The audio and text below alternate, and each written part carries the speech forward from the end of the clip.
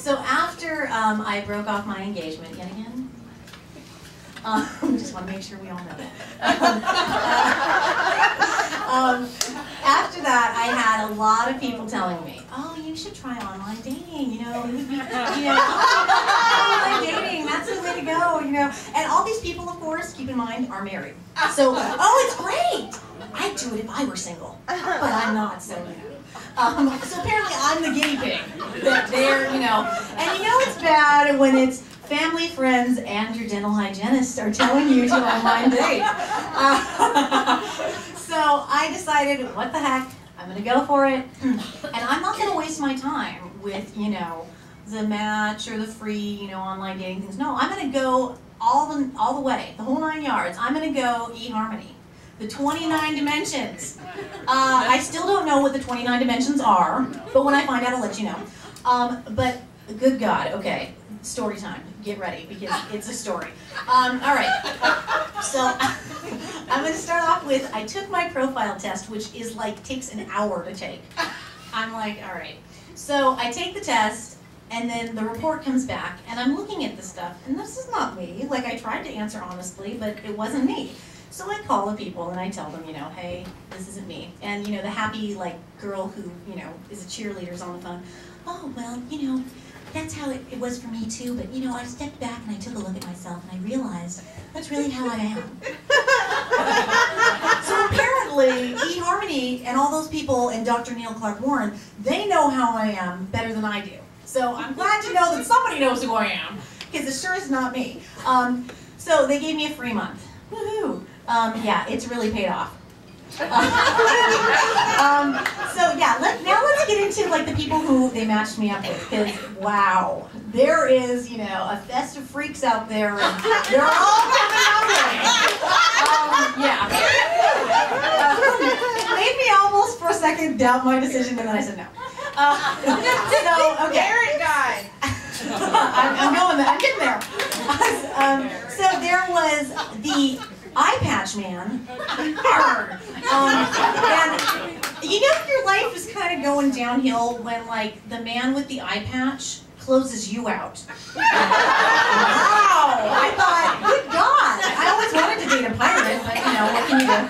And then I felt really good because my friend over there told me, you know, sweetie, don't feel bad. He doesn't really know what you look like because he can only see you with one eye. So that made me feel a little bit better. I know I'm going straight to hell now for that, but then there was, as I like to call him, Dan the Parrot Man. Oh, Dan the Parrot Man. Dan, in his little About Me section, writes in Things He Can't Live Without, before family and friends, my parrot. Okay. Then he writes, what does he do during his leisure time? I teach my parrot to talk. I think Dan's already in a relationship, and it's with the parrot. But anyway, and Dan also claims in his section where, you know, more things you need to know about me, you know, you're supposed to add in some like, you know, oh, I'm creative, I like art, or whatever, blah, blah. He writes, I make the best vanilla extract in the world. Who makes vanilla extract? That's not even a dish, that's an ingredient, for God's sake. So yeah, that was bad. Yeah. And then there is, of course, I don't know, there's also good, you know, somebody. Then there is the man who is 43 and a plastic surgeon. I say 43 because he's 55 if he's a J. And every picture was, it was like a progression of pictures of his own plastic surgery. Every picture looked different, I swear to God. And then, I don't know, this may have been my faves, was the man who posed in all his pictures in a Speedo and cowboy hat. With other women and men. Now, really? Is that putting your best foot forward? I mean, I don't know. I mean, unless you're European, and even then, Speedos should not, no. It just isn't, no. So anyways, there's a few people that I started to communicate with a little bit, back and forth. And the best part of the whole thing is, you know, we start to communicate, and I think, okay, I'm going to give him my number. And then nothing. Not a call, that's it, we're done. Apparently, we were never going to take this relationship to the next level, which would have been not even face-to-face, phone to ear. I guess that was too much to ask, but you know, what can you do? But now I feel like I'm getting cyber rejected, and I'm not even like getting the free meal. Like, you know, when you go out on the date and you don't call back. I mean, I want my free meal.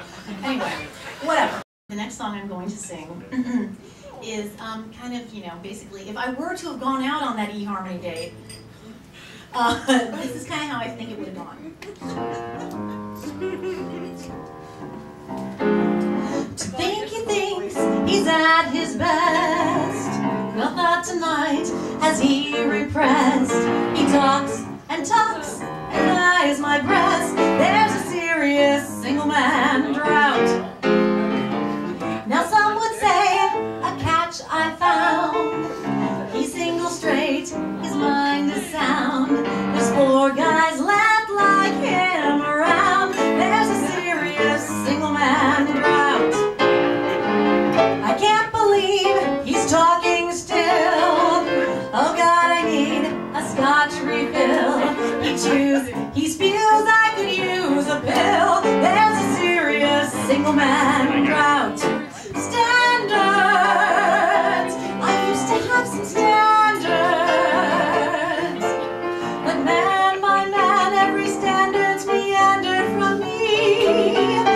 Lesbian, I should be a lesbian. If I was born to love women, how wondrously sane I would be. I could go on alone just fine. I'll buy some cats like 29. They'll find me dead.